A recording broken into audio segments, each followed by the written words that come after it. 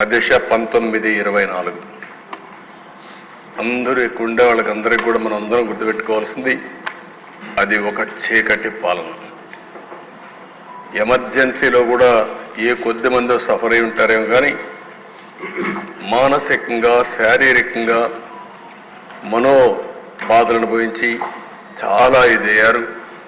ఇది మనం చూస్తే స్టేట్ టెర్రరిజం, ప్రజాస్వామ్య పునాదులపై దాడులు, కొందరు పోలీస్ అధికారులు అడ్డం పెట్టుకుని ప్రజాస్వామ్యానికి పునాదులైనటువంటి శాసనసభ, కార్యనిర్వాహక సభ, న్యాయ మీడియా విభాగాలపై దాడి చేశారు. ఇదే హౌస్లో నేనున్నాను.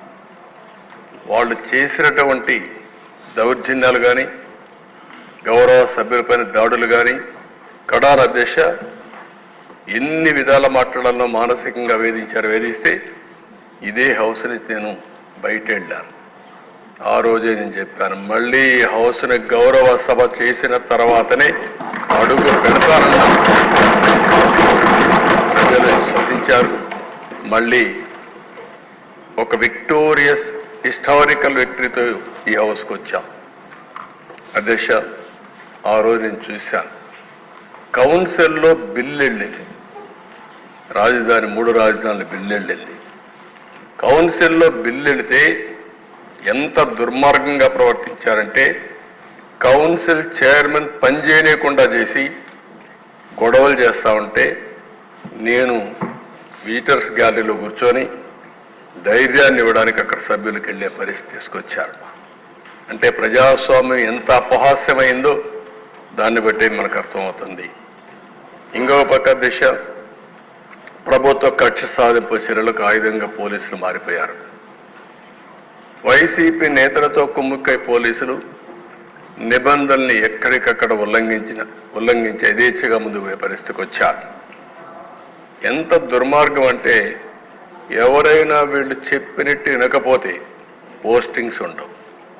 ఇంకా ఎవరైనా సరే విభేదిస్తే వాళ్ళకు విఆర్ పెడతారు. విఆర్ అనే కొందికి జీతాలు రావు. 3 నెలలు, 6 నెలలు, సంవత్సరం, 5 ఏళ్ళు విఆర్లో ఉన్న అధికారులు ఉన్నారు. అంటే 5 ఏళ్ళు జీతాలు రావు ఇంక వాళ్ళకు.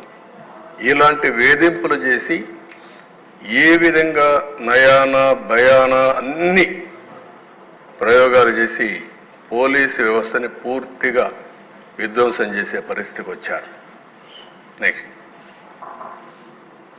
అధ్యక్ష, రాజకీయ పార్టీలు, ప్రజాస్వామ్యానికి పునాది రాజకీయ పార్టీలు, ఆ రాజకీయ పార్టీ నాయకులు. చిన్న పార్టీని కూడా ఎప్పుడైనా సరే విమర్శించాలన్నా దాడి చేయాలన్నా భయపడేవాడు. అలాంటిది దేశ నా జీవితంలో నా మీద ఎవరు కేసులు పెట్టలేదు, కానీ ఈ 5 ఏళ్లలో 17 కేసులు పెట్టారు. నా 17 ఇంకా కూడా ఉన్నాయి, కొన్ని 17 కేసులు పెట్టారు. ఇంకొక పక్క ఒక కేసు అయితే నా మీద తెలంగాణ సమైక్య ఆంధ్రప్రదేశ్ ఉన్నప్పుడు బాబ్లీ విషయంలో మేము పోయినప్పుడు ఒక కేసు పెట్టారు తప్ప, అది కూడా పబ్లిక్ కోసం పోయినప్పుడు ఎక్కడ నాకు చిన్నప్పటి నుంచి కేసులు లేవు. కానీ వీళ్ళు వస్తానే 17 కేసులు పెట్టే పరిస్థితికి, చీటికి మాటికి కేసులు పెట్టే పరిస్థితికి వచ్చారు. జెడ్ కేటగిరీ ఉంటే మా ఇంటి పైన డ్రోన్ ఎగరేస్తారు. ఎల్జీ పాలిమర్ గ్యాస్ లీకేజీ పోవాలంటే విశాఖపట్నాన్ని తిరిగి పంపిస్తారు. చలో ఆత్మకూరు పోవాలంటే ఇంటికి గేటుకు తాళ్లు కట్టి నిర్బంధిస్తారు. ఎక్కడా నన్ను కదలనీయకుండా చేశారు. ఇకపోతే పవన్ కళ్యాణ్ గారు, ఆయన మీద 7 కేసులు పెట్టారు. రాజకీయ కార్యకలాపాలు పరిమితం చేసి వెంటనే అవన్నీ కూడా ఏం చేయకుండా చేసి వెంటనే విశాఖపట్నం నుంచి వెళ్ళిపోమని నోటీస్ ఇచ్చి మరీ పంపించారు. బలవంతంగా హోటల్ నుంచి వెకేట్ చేసి బయట వెళ్ళే వరకు వెంటాడారు. వైసీపీ నేతలు వాళ్ళ యొక్క మాటలు చూసే దేశ ఇది ఒక ఫోటో. ఆయన కోపం వచ్చి ఏదైతే నన్ను అరెస్ట్ చేసే మునుపు నేరుగా వస్తా ఉంటే వీళ్ళు అడ్డం పడితే రోడ్డు మీదనే పడుకొని నిరసన తెలియజేసే పరిస్థితికి వచ్చామంటే ప్రజాస్వామ్యంలో ఎంత దారుణంగా ఉందో మనం అర్థం చేసుకోవాల్సిన అవసరం ఉంది. ఇవన్నీ అధ్యక్ష ఆ తాళ్ళుగడ్డ అన్నీ మీకు చూపించాం.